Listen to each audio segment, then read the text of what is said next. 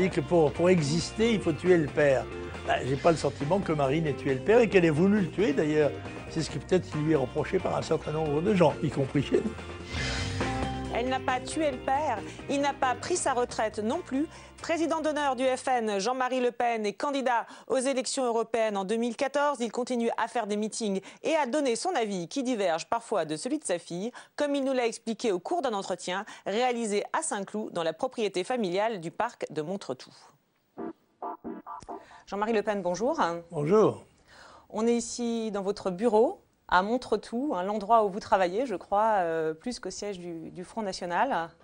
Alors dans ce bureau, il y a beaucoup de choses, il y a notamment toute une pile de livres sur vous que vous avez accumulés, vous archivez tout ce qu'on écrit sur vous. C'est-à-dire que là, il y a tout un ensemble de livres, il doit y en avoir près d'une centaine, qui ont été écrits soit sur moi, soit maintenant à partir sur Marine ou même sur Marion. Donc il y a une espèce de collection dynastique. Et alors, ça vous inspire quoi? Ça vous amuse, tous ces livres? Ou au contraire, oui, ça vous énerve, ça vous embarrasse? Non, je constate que beaucoup des gens qui ont écrit ces livres ne se sont pas donné la peine de me rencontrer. Donc, ils se sont bornés à copier sur leurs prédécesseurs. Seulement, un inconvénient, c'est la répétition d'erreurs qui ont été commises préalablement, voilà, que je ne peux pas toujours corriger. D'accord. Justement, on va revenir dans l'émission, au fil de l'émission, sur différentes choses qui ont pu être dites sur vous, sur l'image que vous avez pu renvoyer à différents moments. On reviendra sur tout ça. Mais auparavant, donc, vous êtes dans le paysage politique depuis 1956, date où vous êtes élu à l'Assemblée nationale, puis dans le paysage sans interruption depuis les années 80, période où le FN fait ses premiers gros scores. Alors pendant toutes ces années, votre positionnement, votre discours ont un petit peu évolué, vous allez nous expliquer. Mais avant, je vous propose d'écouter ce qu'en dit le politologue Pascal Perrineau. Ça commence dans les années 80, quand le FN est clairement une composante de la droite. Je vous montre. Monsieur Le Pen, vous vous dites libéral et vous êtes contre le protectionnisme. Je suis contre le protectionnisme. Vous êtes donc pour la libre circulation des biens de consommation, des objets. Absolument. Pourquoi est-ce que vous êtes contre la libre circulation des personnes? Parce que le Front National n'est pas le Front libéral et parce qu'il considère qu'il y a un principe supérieur qui est celui de la nation. Mais vous savez bien que la démocratie... On peut parfaitement être libéral sur le plan économique sans vouloir pour autant que son pays soit ouvert aux quatre vents et livré à l'occupation de peuples étrangers. Voilà, donc on est en 1985, on l'a oublié, mais à l'époque, Jean-Marie Le Pen se définit comme libéral économiquement, et puis son discours va évoluer, par exemple, en 2002, lorsqu'il est qualifié au second tour. Vous les mineurs, les métallos, les ouvrières et les ouvriers de toutes ces industries ruinées par l'euro-mondialisme de Maastricht, vous les agriculteurs aux retraites de misère et acculés à la ruine et à la disparition, j'appelle les Françaises et les Français, quelle que soit leur race, leur religion ou leur condition sociale, à se rallier à cette chance historique de redressement national. Dans les années 80, la dynamique du Front National se fait avant tout dans l'espace des droites. Ce sont toute une série d'électeurs qui viennent de la droite classique, qui sont exaspérés par la victoire de la gauche en 81, qui sont déçus de l'attitude du RPR et de l'UDF, qui vont nourrir la dynamique électorale. Et le premier programme du Front National est vraiment un programme au plan économique libéral. On est dans l'ère de la Reaganomics. Ah oui, d'accord. Il n'est plus libéral finalement que le RPR, etc. Mais bien sûr. À partir des années 90 et du début des années 2000, tout a changé. La crise s'est installée, la dénonciation de la globalisation économique, de la mondialisation s'est installée. Et à ce moment-là, le discours est nettement infléchi. Il ne faut pas attendre Marine Le Pen. C'est avec Jean-Marie Le Pen que ce discours commence. Les temps ont changé. Jean-Marie Le Pen, qui est un homme de foi, certes, mais aussi un pragmatique, s'adapte. Et il parle à une nouvelle clientèle électorale issue massivement des milieux populaires, clientèle électorale pour laquelle, si vous voulez, l'ode au libéralisme n'a aucun sens. Alors on a beaucoup parlé de l'influence de Marine Le Pen, elle se fait sentir particulièrement en 2007 où c'est elle qui coordonne la campagne de son père. Je vous montre un extrait d'un reportage. Première nouveauté, le logo reste discret. Plus qu'une évolution, cette affiche marque une révolution. Une jeune femme d'origine étrangère. Avec un piercing sous la lèvre, elle est censée symboliser l'échec de l'intégration. Ce projet de Marine Le Pen n'aurait pas plu à tous les cadres du parti, car lors de chaque présidentielle, le FN en image, c'est avant tout Le Pen. avec auparavant des slogans chocs comme 3 millions de chômeurs, c'est 3 millions d'immigrés de trop. Depuis quelques semaines, changement de discours. Moi, Jean-Marie Le Pen, je vous invite, vous tous qui aimez la France, à vous réunir autour de ma candidature. Oui, tous. Et vous aussi, Français d'origine étrangère. Je vous invite à nous rejoindre. Qu'est-ce qui se passe dans ces années 2006-2007 ? Le Front National est en perte de vitesse. Après le choc de 2002, il est en perte de vitesse. Pourquoi? Parce qu'il y a le phénomène Sarkozy. Et il y a nécessité pour le président du Front National et ceux qui l'entourent de trouver une tactique pour récupérer ces électeurs qui hésitent quelque part entre Nicolas Sarkozy et Jean-Marie Le Pen. La stratégie ou la tactique, au choix, est de se draper dans les plis du drapeau national, de jouer sur le thème de la République. Et cela annonce quelque part les évolutions qu'en 2011-2012, Marine Le Pen, devenue présidente du Front National, eh bien, aux évolutions qu'elle accentuera. Voilà. Ça vous embête ou ça vous fait plaisir qu'on dise que vous êtes un bon tacticien, que vous avez eu aussi une stratégie, une tactique? Je crois que M. Perrineau fait une erreur qui est liée à sa profession de politologue. Il pense que tout ce que dit un homme politique, il le dit exclusivement en relation avec le corps électoral à conquérir. Mais on n'a pas forcément un discours qui est destiné à essayer de les convaincre ou de les attirer. Mais on voit bien là, par exemple, effectivement, on voit qu'il y a eu une évolution, qu'au début, vous avez un discours économique plus libéral, et ça évolue. Alors pourquoi ça évolue? C'est parce que le monde a changé. Quand je défends une politique, notamment de liberté de l'entreprise, c'est parce que nous vivons dans un monde socialiste. Oui, les années 80. Et l'Europe et le monde, un monde communiste. Et par conséquent, je prends le contre-pied de cette pensée dominante, en quelque sorte. Et puis la situation évolue. Le communisme va s'effondrer et nous allons entrer dans l'Union européenne, ce dont on ne parle pas là, en l'occurrence, qui va contraindre la France et lui retirer progressivement les éléments de sa souveraineté. D'accord, donc vous dites effectivement c'est une évolution qui est liée à l'évolution du contexte et de la situation et qui s'est accompagnée aussi d'une évolution de votre électorat pour le coup quand même. Qui est pas Bien forcément... sûr, mais c'est évident que l'homme politique est à l'écoute du peuple français et il essaye de déterminer quels sont les éléments de son avenir et quels sont les éléments les plus favorables. Et bien sûr, c'est évident que le discours n'est pas le même en 60 ans de vie publique. Encore qu'il y ait des constantes. Oui, on voit aussi des constantes. Et alors justement, ça pose la question du rôle de Marine Le Pen. On a beaucoup dit en 2007, on a revu les extraits là, avec les affiches, avec la jeune femme beurre. On dit que c'était elle qui vous avait poussé à aller à Valmy. On dit une femme étrangère, elle n'est pas d'origine étrangère. Elle est française. Oui. Elle peut être française, oui. Elle peut être des dom-toms, elle peut être d'origine algérienne, mais je vous signale qu'il y a eu une Algérie française et qu'il y avait des citoyens français en Algérie. Par conséquent, c'est déjà un point de vue de critique et hostile de souligner cela. D'accord, comme c'est fait dans le sujet, vous dites, d'accord. Et cette évolution sur les thèmes de la République, Valmy, etc., en fait, ce que dit Pascal Perrineau, c'est que c'est vous, en fait, c'est votre évolution plus que celle poussée par votre fille. Enfin, c'est quoi? Écoutez, n'est-ce pas, l'homme politique, dans son message, tient compte de la réalité telle qu'elle est constituée par les faits, par les événements, mais aussi par les manœuvres de ses concurrents ou de ses adversaires. Et dans la mesure où on nous oppose un front républicain, un arc républicain, je vais à Valmy dire « nous aussi, nous sommes républicains ». D'accord, c'est aussi une manière de retourner le discours de, entre guillemets, l'adversaire, d'accord. Voilà, c'est de la tactique politique, mais c'est bien normal. Bien sûr, ouais. Et votre fille là-dedans, parce qu'on a beaucoup dit c'était elle en 2007, etc. Écoutez, ma fille dirige la campagne électorale, et par conséquent, son influence joue celle des collaborateurs, des gens qui sont autour de nous. Nous faisons comment dirais-je, nous élaborons une doctrine collective. Et dans ce domaine, Marine Le Pen apporte en effet sa jeunesse, le particularisme de sa féminité, etc. Alors il y a quand même la question, et vous l'avez évoqué vous-même, hein, et que bon, en préparant l'émission, on a visionné beaucoup de choses, lu beaucoup de livres, peut-être pas tous autant que ceux qui sont dans votre bureau, mais enfin il y a toujours une question qui traverse un petit peu vous concernant, c'est Jean-Marie Le Pen est-il stratège ou pas? Ses déclarations sont-elles tacticiennes ou pas? Voilà, on vous prête toujours beaucoup d'arrière-pensée. Vous savez... alors oui, sauf si je vais peut-être vous montrer un extrait, vous allez me dire, parce que notamment sur ce qui concerne à ce que certains appellent vos provocations, d'autres vos dérapages. Alors je vous propose de revenir justement sur un sujet qui date de 2005, commenté toujours par le politologue Pascal Perrineau, et puis vous réagissez. Tôt ce matin, Jean-Marie Le Pen est déjà sur les ondes. Le président du Front National persiste et signe, il ne change pas une virgule à ses propos publiés dans l'hebdomadaire d'extrême droite Rivarol. Oui, en France, l'occupation allemande n'a pas été particulièrement inhumaine, même s'il y eut des bavures.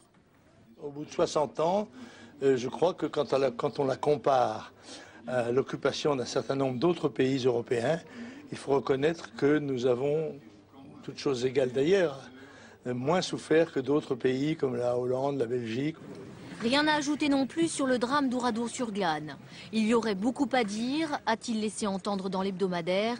Selon une thèse révisionniste, ce sont des explosifs dissimulés dans l'église par les résistants qui auraient fait périr le 10 juin 1944 près de 650 civils et non l'armée allemande. Pour les spécialistes de l'extrême droite, cette nouvelle affaire s'inscrit dans une véritable stratégie politique. C'est ça vraiment calculé. On ne peut pas parler d'improvisation pour une interview qui a été donnée, comme on dit, la presse écrite. Donc c'est pas la télé, c'est pas la radio, il n'y a pas de lapsus. C'est très contrôlé, il a pu relire, il a pu modifier chaque mot, contrôler chaque mot. Tout ça vraiment est complètement maîtrisé et donc ça relève d'une stratégie indiscutablement. Et là ça repose la question qui se pose à chaque fois que Jean-Marie Le Pen revenait sur le devant de la scène avec ses entre guillemets dérapages. Est-ce une stratégie délibérée comme on le suggère là sur cet extrait, ou alors est-ce que ça lui échappe, c'est le naturel qui revient au galop et qu'il n'arrive pas à se contrôler? Je vais vous dire, il y a les deux qui s'expriment. Il y a à la fois la nature profonde et la culture profonde de Jean-Marie Le Pen. Quand il porte un jugement, qui est un jugement de caractère révisionniste sur certains éléments de l'histoire de la Seconde Guerre mondiale, c'est le fond, certainement, de sa pensée qui s'exprime. Et puis, en même temps que cette nature profonde s'exprime, il y a un souci stratégique. On sait très bien, dans la vie de tout parti politique ou de tout leader politique, qu'on traverse de temps en temps des creux. On ne parle plus de vous. Les thèmes que vous véhiculez ne sont plus à l'agenda. Et donc, il y a la stratégie du scandale. Vous revenez dans l'agenda politique, comme on dit, vous revenez dans l'actualité politique, en effet, sur le mode du scandale. Je suis celui par lequel le scandale arrive. Et d'autre part, pour Jean-Marie Le Pen, il faut savoir que cela correspond à une stratégie très ancienne, parce qu'en faisant scandale, il n'apparaît pas comme étant un homme politique comme un autre. Tout de suite, forcément, comme il fait scandale, on le dénonce, et il peut ensuite retourner cette dénonciation en disant « Vous voyez bien, comme vous, les petits, les sans grade, je suis une victime du système ». Donc vous dites finalement, ça lui correspond, mais ça correspond aussi à une vraie stratégie qui n'est pour le coup pas du tout celle de sa fille, elle l'a souvent expliqué. Et alors à l'époque, quelques mois après ce dérapage sur l'occupation allemande, elle écrit un livre et elle revient sur ces événements sur le plateau de Thierry Ardisson. C'est un trait de caractère qui fait qu'encore une fois, il prend du recul sur les choses. Et quand il a dit l'occupation allemande n'a pas été si inhumaine, je pense qu'il faisait référence à ce qu'elle a pu être dans d'autres pays. Mais c'est vrai que dit comme ça peut étonner et ça peut choquer, ça peut blesser. Moi, je comprends ça. Je veux dire, mais je suis absolument persuadée que c'est pas son but. C'est un enfant de la guerre, voilà. Je crois que les enfants de la guerre ne réagissent peut-être pas de la même manière que nous qui sommes des enfants de la paix. En même temps, c'est ce moment-là, cet épisode-là qui va créer une brouille entre eux. Oui, c'est peut-être ce moment-là qui crée une brouille entre eux. Il y a des brouilles qui peuvent être utiles aussi, lorsqu'elles sont présentées, gérées sur le terrain médiatique. Parce que pour une jeune femme qui a vécu dans l'ombre de son père, c'est un moyen d'exister. Et on sait que Marine Le Pen, dans l'ombre tutélaire envahissante de son père, a besoin d'exister et qu'une brouille éventuellement passagère, ça vous permet d'exister par vous-même. Oui, vous riez. Qu'est-ce qui vous fait rire ? Je ris d'abord parce que M. Perrineau est un homme du système. Et la différence qu'il y a entre tous ces glossateurs de la Deuxième Guerre mondiale, c'est qu'ils ne l'ont pas connue. Moi, j'ai vécu la guerre. je l'ai vécu cruellement. Je suis un orphelin de la guerre. Eux, ils ont lu qu'on avait souffert de la guerre dans les livres. Voilà. Oui, et des livres qui, généralement, étaient quand même plutôt orientés tous de la même manière, plutôt quand même du côté soviétique ou communiste ou allié même que des autres. Mais moi, j'ai de la mémoire et je me souviens de tout cela. Et quand je porte un jugement, même s'il est porté par un journaliste qui trahit sa profession, car il rapporte des propos qui n'étaient pas dans son interview, mais qui étaient postérieurs à son interview, il a d'ailleurs été poursuivi pour cela. Mais en l'occurrence, je ne renie aucun... Moi, je ne fais pas de calcul. Je dis ce que je pense. La conception que j'ai de ma vie politique me permet d'avoir cette liberté. Je la paye cher, parce qu'elle me vaut beaucoup d'adversité, mais je dis ce que je pense, et je ne fais pas de calcul, je ne fais pas de provocation, et si provocation il y a, c'est qu'elles sont en effet provoquées par les gens qui me posent les questions. Oula, parce que d'accord, parce que donc vous dites pour refaire donc vous dites donc Rivarol, vous avez été piégé à l'époque et vous avez donc attaqué le journal, mais cela dit vous assumez vos propos et toujours vous les avez toujours assumés et vous faites pas de calcul, pas de stratégie, ce qu'on vous prête, parce qu'on vous prête toujours des stratégies et on vous dit que vous êtes un provocateur. Mais oui, mais ça ce sont mes adversaires qui disent cela. Voilà, bien sûr. Et la vérité est souvent provocatrice, elle est provocante en tout cas, quand le mensonge règne. On voit aussi qu'il y a des moments où vous refusez de revenir sur certains sujets, etc. Vous dites, attendez, je ne reparlerai pas de ça, il y aurait beaucoup à dire, notamment sur Oradour-sur-Glane, mais je n'en parlerai pas. C'est parce que vous avez peur du procès, peur de provoquer, peur de... Non, c'est parce qu'à un moment donné, j'estime que j'en ai assez dit, voilà. Et en l'occurrence, vous parlez toujours d'un interview qui n'a pas été un interview. Ce sont des propos personnels qui sont rapportés par un journaliste qui trahit sa mission. Voilà. C'est le journaliste de Rivarol, disons-le franchement. Oui, c'est vrai qu'on en a beaucoup parlé, mais du coup, avec le recul, c'est quelque chose qui vous a fait beaucoup de tort ou finalement vous l'assumez comme vous dites? Oui, écoutez, ça m'a fait peut-être beaucoup de tort, mais c'est ce que j'ai dit, je l'ai pensé. Par conséquent, je ne renie pas ce que j'ai pensé. C'est vrai que je suis souvent, sur ces sujets-là et sur beaucoup d'autres, en désaccord avec la pensée unique, avec la pensée dominante, avec le conformisme politique de notre temps, c'est vrai. Et vous êtes aussi, du coup, et à l'époque et aujourd'hui, en désaccord avec votre fille? Ma fille a ses propres idées. Elle a 40 ans de moins que moi. Elle est une jeune femme de son temps, bien sûr. Elle n'a pas du tout vécu les mêmes expériences que moi, mais d'ailleurs, c'est ce qu'elle dit très intelligemment dans son interview. Moi, je suis enfant de la Deuxième Guerre mondiale, de la guerre d'Indochine, de la guerre d'Algérie, etc., auxquelles j'ai participé. Bien sûr, après, tous les gens qui ont connu la guerre n'ont pas forcément la même lecture et n'ont pas forcément dit la même chose Bien que sûr, vous ils n'ont pas la même expérience de la vie. C'était la même vision. Ils ont vécu ça à vif, en quelque sorte, alors que, encore une fois, les autres ne l'ont vu ou connu qu'à travers des prismes que j'accuse, pour ma part, souvent d'être partiaux. Et Pascal Perrineau dit aussi, bon, il parle de cette brouille qu'il y a eu en 2005, qui avait été très médiatisée. Bon, ce sont des choses qui arrivent. On peut très bien ne pas partager sur le fond ou la forme d'une expression politique, mais voilà. Et puis voilà. Je pense que Marine aurait beaucoup plus d'indulgence maintenant qu'elle a l'expérience des responsabilités. À ce moment-là, elle était encore, si j'ose dire, brute de décoffrage. Ah, vous pensez que c'est ça qui a expliqué aussi sa entre guillemets, colère? Oui, elle était nouvelle tout de même dans l'approche de ces problèmes-là. Elle n'avait pas elle-même été attaquée, etc. Depuis, elle s'est rattrapée. Et alors, Pascal Perrineau dit aussi que cet épisode a permis à votre fille de s'émanciper et finalement que ça lui a servi. Et c'est le moment où elle a un peu décidé de se lancer dans le... Écoutez, je m'en tire bien, parce que d'abord, il paraît qu'il faut tuer le père. Alors, elle a réussi à le faire avec une petite brouille, sans tuer le père. Je trouve que c'est plutôt sympathique pour moi. Ouais. Mais vous le dites avec le sourire, mais c'est vrai que tuer le père, On dit ça. Ouais, on dit ça. On dit que pour exister, il faut tuer le père. J'ai pas le sentiment que Marine ait tué le père et qu'elle ait voulu le tuer, d'ailleurs. C'est ce qui peut-être lui est reproché par un certain nombre de gens, y compris chez nous.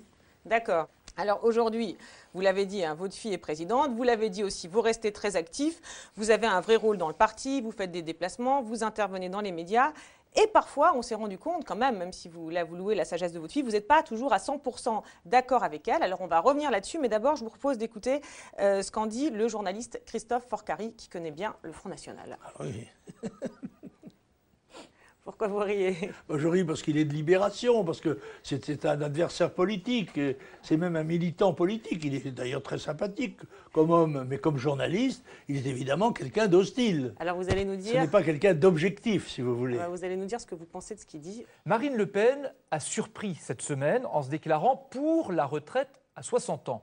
En 2007, quand vous faisiez campagne pour la présidentielle, vous étiez pour la retraite à 65 ans. Pourquoi ce revirement? Oui, ben je ne sais pas s'il faut demander ça à Marine Le Pen. Oui, enfin, vous êtes président d'honneur du Front National. Elle a sorti ça de la condition des 40 annuités, n'est-ce pas? Et c'est la combinaison des deux chiffres qui, je crois, peut donner la ligne politique. Mais c'est à Marine Le Pen qu'il faut poser cette question. Ça veut dire que vous n'êtes pas convaincu par cette proposition? Je ne sais pas, je ne l'ai pas étudiée dans son détail, mais ce que je sais, c'est que il me semble qu'il faut tenir compte tout de même de l'allongement de la vie. Donc pour vous, 65 ans, ça serait le meilleur âge. Mais je pour crois. Vous, là, je ne parle pas de Marine Le Pen, je parle de vous. C'est mon point de vue. Il peut se produire des situations dans lesquelles je ne sois pas tout à fait en accord avec Marine Le Pen. Et c'est le cas, là, sur la retraite? Bien, c'est possible, oui, je ne sais pas. A priori, comme ça, à première vue, oui, puisque moi, je proposais 65 ans et qu'elle propose 60 ans. Il faudrait peut-être faire une discussion avec elle pour savoir quelle a été la motivation de sa décision. Jean-Marie Le Pen est pris en tenaille par rapport à lui-même et par rapport à sa fille. C'est-à-dire que c'est quelqu'un qui va camper sur ses positions. Et puis par ailleurs, il a une fille qui est aussi présidente du Front National et il ne peut pas se permettre, étant donné ce qu'il est, étant donné son poids, de dire à chaque matin « je suis contre ce que dit ma fille, je suis contre ce que dit la présidente du Front National ». Alors là, on est quand même, il faut le dire, en pleine campagne présidentielle de 2012. Donc c'est particulièrement embarrassant qu'ils viennent un peu nuancer la position de sa fille. Elle l'a pris comment elle a géré ça?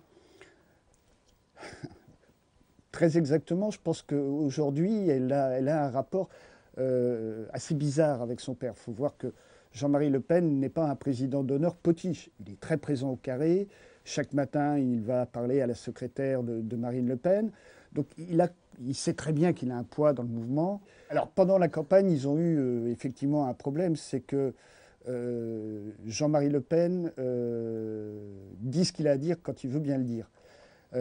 Et ça, personne ne peut lui interdire, même pas sa fille. Et donc il fallait éviter pendant toute cette campagne de 2012 qu'on ait, disons les choses telles qu'elles sont, un petit dérapage de Jean-Marie Le Pen qui là aurait ruiné tous les efforts de Marine Le Pen pour apparaître comme une candidate entre guillemets normale. Et il y a eu effectivement cette interrogation, c'est quelle va être la place de Jean-Marie Le Pen, difficilement contrôlable, dans l'appareil de campagne de Marine Le Pen. On ne pouvait pas le mettre sur la touche, mais on ne pouvait pas non plus le mettre trop en avant sur les plateaux de télé, au risque que l'incontrôlable se produise. Et donc ils ont effectivement essayé de trouver une balance pendant toute la période de la campagne présidentielle. Et lui, il l'a pris comment? Il l'a senti ça ou...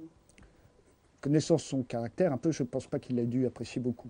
Depuis quelques jours, M. Le Pen, il est possible d'adhérer directement au Rassemblement Bleu Marine, une structure parallèle au FN. Est-ce que c'est le début de la fin du FN? Je ne le crois pas. Mais si c'était ainsi, je dis franchement que je préfère la formule du Front National qui, en 40 ans, a fait la preuve de son courage, de sa pérennité, de son dévouement et de sa volonté. Vous n'allez pas adhérer, vous, au Rassemblement Bleu Marine? Ah non, sûrement pas. Je suis président d'honneur du Front National, je le reste.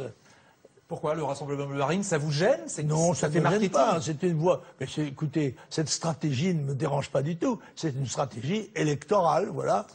Je crois qu'il y a en toile de fond quelque chose qui est dans l'air depuis pas mal de temps dans l'esprit de Marine Le Pen et qui le dérange encore plus, c'est qu'on puisse changer le nom du Front National pour changer la marque, changer l'esprit même de ce qu'il a fondé. Donc ça, il l'admet absolument pas. Mais alors il a peur qu'on dilapide l'héritage, là. Il a peur... Il a peur, je crois, d'un dévoiement. Jusqu'à maintenant, Marine Le Pen a réussi à bien concilier les deux. C'est-à-dire qu'on reste sur les fondamentaux du Front National, comme la préférence nationale, vraiment les grandes lignes qui font les grandes lignes de force de ce parti.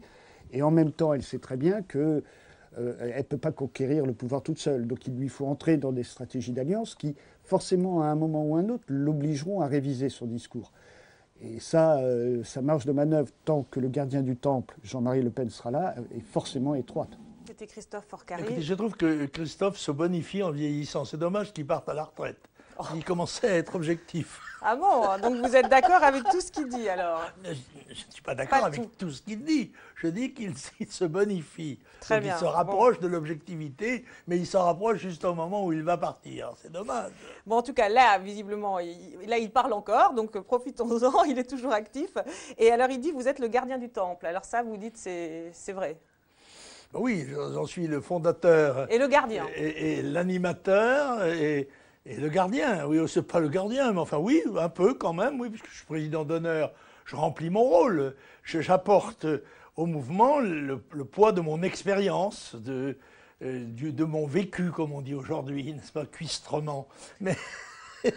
Mais alors, mais alors du coup, il y a plusieurs choses, parce que dans ce qu'il dit, il y a un point, il évoque quand même un point qui a pu, c'est cette fameuse campagne de 2012, hein, il dit, voilà, on s'est demandé dans l'entourage de Marine Le Pen quelle allait être la place de Jean-Marie Le Pen, de craindre qu'un petit dérapage ne se produise qui ruinerait les efforts de sa fille, enfin bon, il évoque quand même des petites tensions qu'il y a pu y avoir. Hein. Oui, mais bien sûr, madame, c'est la vie, c'est comme ça, tous les mouvements vivants, mais c'est le centième des oppositions qui existent à l'UMP ou au Parti socialiste. Bien sûr, mais après c'est vrai que les brouilles et les disputes au Front National, on en parle peu. Par contre, les brouilles et les disputes à l'UMP et au PS, on en parle beaucoup et on les connaît. Donc c'est vrai qu'on aurait envie d'en savoir un petit peu plus. Il y en a moins au Front National, mais s'il y en a, il faudrait que les médias en fassent part. Voilà. Donc ce qu'il fait là, ce qu'il dit, il dit effectivement, et connaissant Jean-Marie Le Pen, il a pas dû apprécier comme ça qu'on essaye un peu de le mettre de côté. Non, mais c'est la vie, ça, mon Dieu. C'est la vie, ça ne m'étonne pas, ni ne me choque pas, mais je suis assez grand pour défendre ma place, pas de problème. Ah bon. Et vous la défendez comment, votre place, alors? En existant, en étant ce que je suis, ce que j'ai toujours été, sans forfanterie, mais non plus sans accès d'humilité excessif, voilà. Ouais, parce qu'on a du mal à imaginer, c'est vrai que, bon voilà, hein, on est extérieur, on se dit mais comment ça se passe dans ces cas-là? Écoutez, venez assister à un de mes meetings, à une de mes réunions, j'en fais une tous les 15 jours ou deux tous les 15 jours, vous vous apercevrez que je garde quand même une certaine popularité dans le mouvement. Ça c'est effectivement. Et donc c'est comme ça, en fait, c'est ça, c'est votre popularité dans le mouvement qui vous permet de contrebalancer peut-être... Mais non, je ne contrebalance pas, je remplis mon office qui consiste à être ce que je suis et à dire ce que je pense. C'est un des éléments qui constitue, je pense, le fond de la réflexion de Marine. Elle tient compte de ce que je dis, mais aussi de ce que disent les autres. Et de ce qu'elle pense elle-même, c'est elle qui est la responsable. Moi, je n'ai pas transmis le flambeau pour essayer d'en jouer sous la table. Non, c'est Marine qui est présidente du Front National. Quand j'ai une divergence avec Marine, j'essaye de la convaincre. Et si je n'arrive pas à la convaincre, eh bien, j'obéis à la ligne qu'elle détermine, parce que je suis un bon militant. D'accord, si elle vous dit il ne faut plus parler de ça, on laisse tomber, par exemple sur les retraites, vous dites qu'il faudrait qu'on ait une conversation, vous avez eu la conversation et puis elle vous a convaincu. Oui, mais elle m'a expliqué très bien que le terme de 60 ans était un terme très symbolique, très important, mais qu'il fallait penser aux annuités.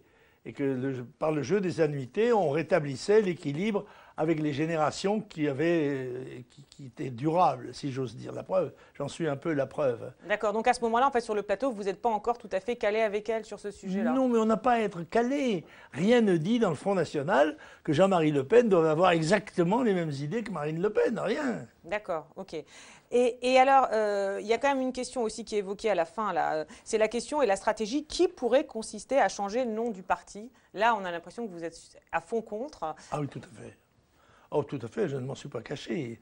Je crois que Tobler ou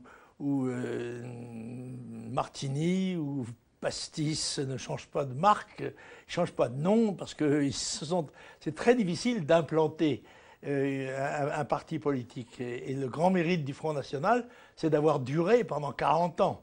Et donc, il a été connu sous un nom qui a été celui de ses combats, de ses batailles, qui exprime, à mon avis, parfaitement, ou le plus parfaitement possible, quelle est la démarche politique de notre mouvement. Voilà, je trouverais donc parfaitement stupide d'en changer la dénomination, c'est ridicule. Mais comme vous dites, vous êtes maintenant un militant comme les autres, et si ça se trouve, ce sera la stratégie qui sera choisie. Oui, je pense que l'immense majorité des gens qui constituent le congrès du Front National ne voudront pas. Sont du Front National. Ils ont adhéré au Front National. Ça m'étonnerait qu'ils voudraient changer de nom. D'accord, d'accord. Mais il y en a qui veulent, mais vous pensez qu'ils sont ultra minoritaires? Oui, bien sûr, il y en a qui sont allergiques à un certain nombre de choses que je représente, sûrement. Et votre ça fille, aussi, ça fait partie des comment dirais-je, des nuances qui existent à l'intérieur d'un parti politique, même quand il est très uni. D'accord, mais maintenant c'est à votre fille finalement de gérer tout ça. Ah bien sûr, c'est elle le président, c'est elle qui est responsable. D'accord, donc pour bien comprendre, vous lui dites ce que vous nous avez dit là, ce serait une très mauvaise idée, mais elle, un jour, peut décider de le faire. Ah, elle peut décider, c'est le Congrès qui devrait décider. Il faut qu'elle convainque tout le monde. S'il y a un Congrès et que je suis vivant et présent, eh bien je dirai ce que je pense. D'accord. D'accord, ok. Mais je ne crois pas que la question soit d'actualité. On a évoqué les années 80, vous étiez plus proche de la droite. Et c'est vrai qu'à l'époque, on l'a oublié, et on l'a retrouvé en lisant la presse, il y avait eu quelques alliances locales, et puis il y a eu à un moment des tentations d'alliance entre le Front National et le RPR de l'époque. Alors on a retrouvé des archives. On va écouter aussi la suite de l'analyse de Christophe Forcari, qui donc revient sur cette idée à un moment qui avait germé d'alliance, et puis qui explique qu'il y a un événement qui a tout fait basculer, un événement en 1987. Je vous montre, vous l'écoutez et vous réagissez. Je suis un passionné aussi par l'histoire de la Deuxième Guerre mondiale. Je me pose un certain nombre de questions et je ne dis pas que les chambres à gaz n'ont pas existé. Je n'ai pas pu moi-même en voir, je n'ai pas étudié spécialement la question, mais je crois que c'est un point de détail de l'histoire de la Deuxième Guerre mondiale. Voulez-vous me dire que c'est une vérité révélée à laquelle tout le monde doit croire? C'est une obligation morale. Je dis qu'il y a des historiens qui débattent de ces questions. Il y a une immense majorité d'historiens qui l'ont dit éprouvé et quelques autres qui... Non mais vous-même, Monsieur Le Pen, est-ce que vous considérez qu'il y a eu un génocide juif il y a eu beaucoup de morts, beaucoup de centaines de milliers, peut-être des millions de morts juifs et aussi de gens qui n'étaient pas juifs, n'est-ce pas? On a beaucoup glosé sur le dérapage de Jean-Marie Le Pen qui est absolument ignoble. Est-ce qu'effectivement c'est du dérapage de la sortie de route incontrôlé ou est-ce qu'au contraire c'est sciemment calculé? Mais dans ce cas-là, dans quel but? On ne le voit pas. Si ça avait été calculé, le calcul aurait été très mauvais. Revenons un peu en arrière au municipal de 1983. Il y a une alliance entre le RPR de l'époque et le FN pour conquérir la mairie de Dreux. Et il y a une attitude de la droite républicaine à l'époque, de 83 à peu près à 86, qui est très conciliante vis-à-vis du FN. Chirac dira à un moment, je cite de mémoire, il n'est pas pire de s'allier avec les communistes qui ont du sang sur les mains que de s'allier avec le Front National. Donc la droite n'exclut rien. En 86, quand le FN arrive à l'Assemblée nationale avec un groupe, la droite lui réserve plutôt un bon accueil. Et à l'époque, Jean-Marie Le Pen est plutôt en train de se dire qu'effectivement, il peut être dans une stratégie d'alliance avec la droite. Il ne l'exclut pas non plus. Nous voulons être un partenaire à part entière car nous avons des positions sur l'ensemble des problèmes qui sont assez sensiblement différentes de celles de l'opposition libérale, qu'elle soit UDF ou RPR, mais néanmoins, et compte tenu du cadre institutionnel ou, je dirais, électoral, eh bien, nous sommes prêts à des alliances dans le cadre d'un choix de société qui est évidemment le même que celui de l'opposition libérale, même si nous avons des positions assez différentes sur un certain nombre de problèmes. À cette époque, il caresserait même le rêve, dit-on, raconte-t-on, de devenir ministre, un ministre de la Défense, par exemple. Le résultat de cette phrase, du détail de 1987, va totalement bouleverser la stratégie du FN, mais surtout totalement modifier l'attitude de la droite. C'est-à-dire qu'à partir de ce moment-là, Le Pen redevient l'infréquentable, le voyou, donc il se retrouve totalement mis au banc de la vie publique, ce qui va l'amener, après, une fois que ça s'est commis, il n'a plus d'autre choix que de continuer dans l'isolement, c'est-à-dire mon splendide isolement, où le fait qu'on m'isole va devenir ma force. Plus on ne veut pas que je parle, ça veut dire que je suis en train de vous dire la vérité à vous, Français. Alors, vous avez dit mais non pour les alliances, mais là on voit en 83 quand même, vous les évoquez. Alors, est-ce que vous pouvez nous expliquer parce que c'est vrai que c'est surprenant de vous entendre parler d'alliances. En 83, le RPR est tout à fait prêt à des alliances avec le Front National qui fait 10% dans les sondages ou dans les élections. D'accord, vous êtes encore petit. Mais quand nous avons commencé à grandir et devenir des rivaux, eh bien, le RPR va essayer de nous étouffer. Et Fourcari se trompe tout à fait quand il dit qu'en 86, je suis prêt à une négociation quelconque, puisque le premier geste que nous faisons en arrivant au palais, c'est de refuser justement notre confiance à Jacques Chirac. C'est clair. Et que lui établit un nouveau système électoral il supprime la proportionnelle qui nous a justement permis d'arriver au Palais Bourbon.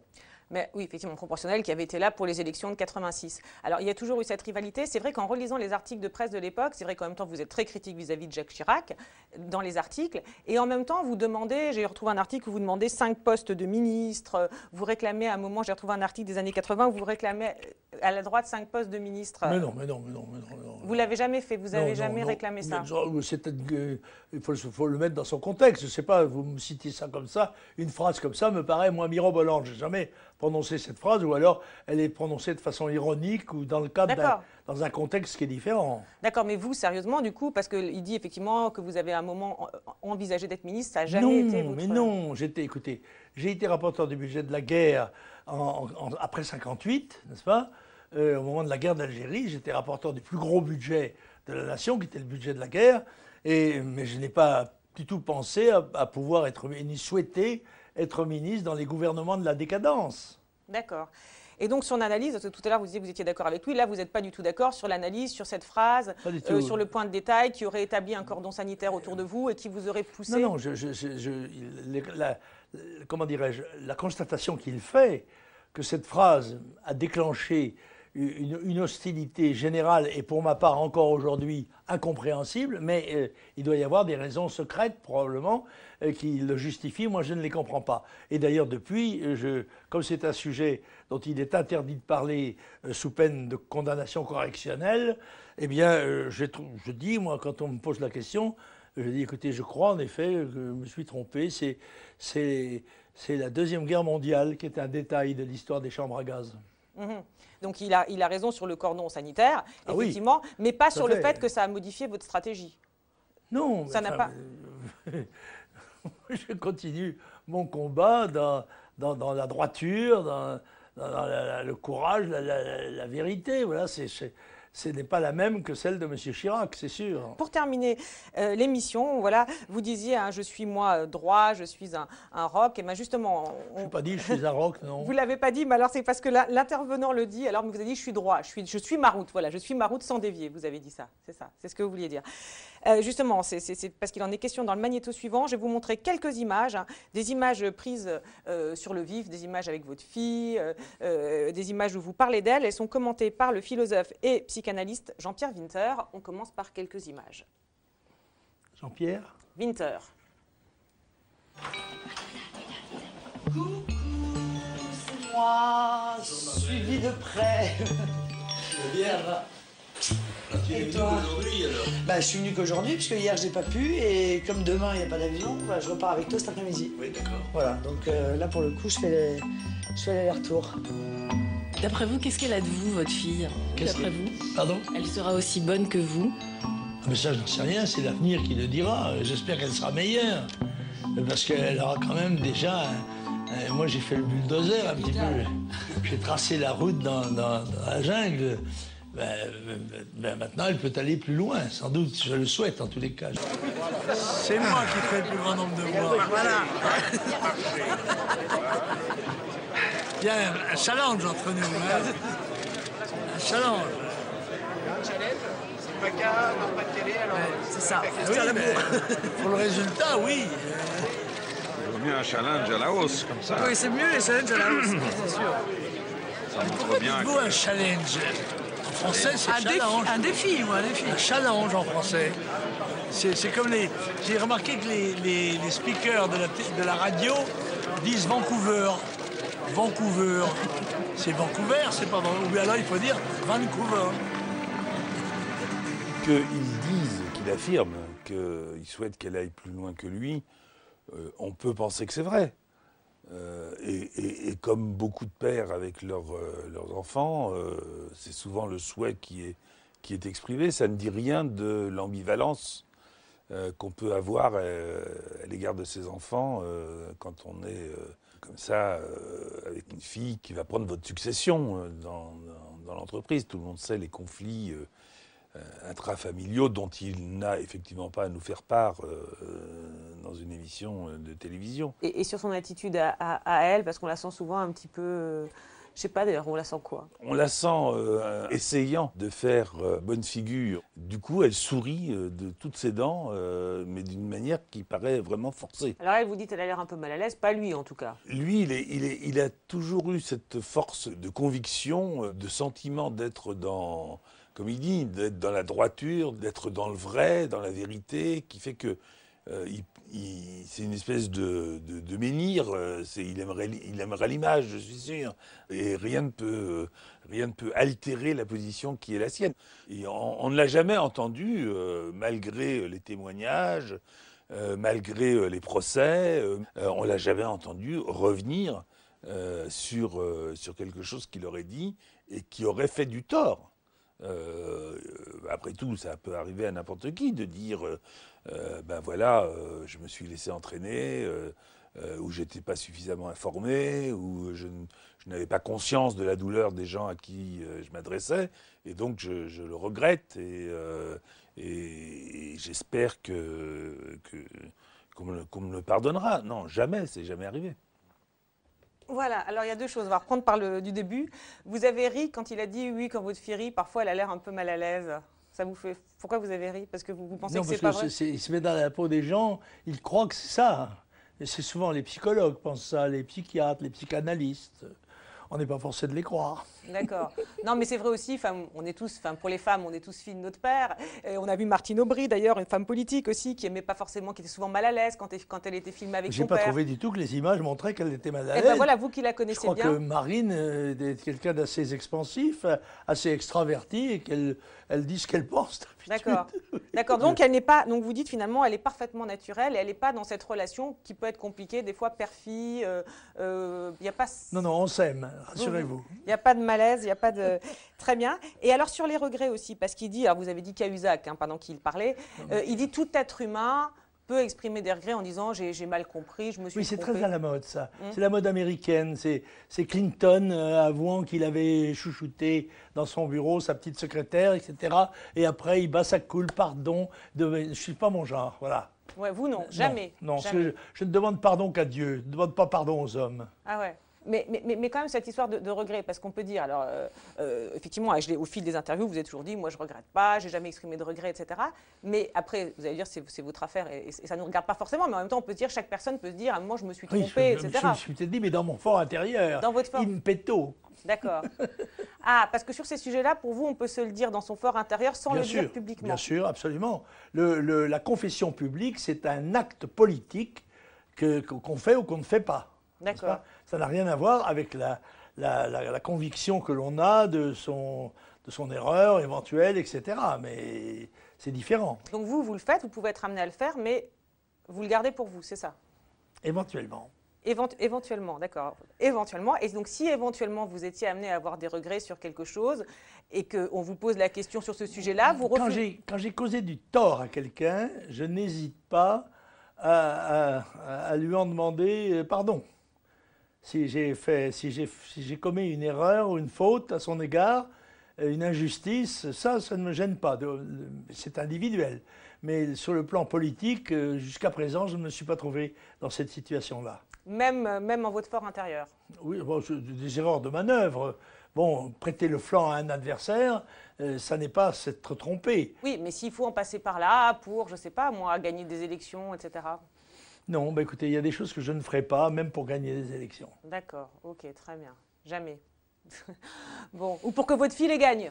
Ah, c'est elle qui est maîtresse de son jeu. Oui, mais est-ce que si vous deviez faire quelque chose pour que votre fille puisse gagner une élection, vous le feriez? Demander pardon de certaines choses pour que votre fille puisse gagner? Non, je ne me sens pas, je ne voudrais pas payer de ce prix-là. Il y a certainement d'autres manières plus nobles, plus loyales de le faire. D'accord, très bien. Bon ben, en tout cas, merci beaucoup de nous avoir accordé cet entretien merci sans confession. Merci de m'avoir invité. C'est d'autant plus remarquable que c'est rare. Voilà, mais écoutez, merci beaucoup. L'émission sera beaucoup rediffusée, donc ce sera un rattrapage. Merci beaucoup. Quand même, vous avez été souvent sur Public Sénat, hein, franchement. Non. On a fait un documentaire sur vous. Vous avez peut-être fait un documentaire, mais je veux dire, on ne m'invite pas. Oui. Alors que je vois mes collègues, par exemple, sont très souvent invités. Monsieur Collard est souvent invité. Moi, je suis... Marine même est invitée. Moi, je ne suis pas invité. Alors que je suis parlementaire européen, mais peut-être que le directeur ne le sait pas.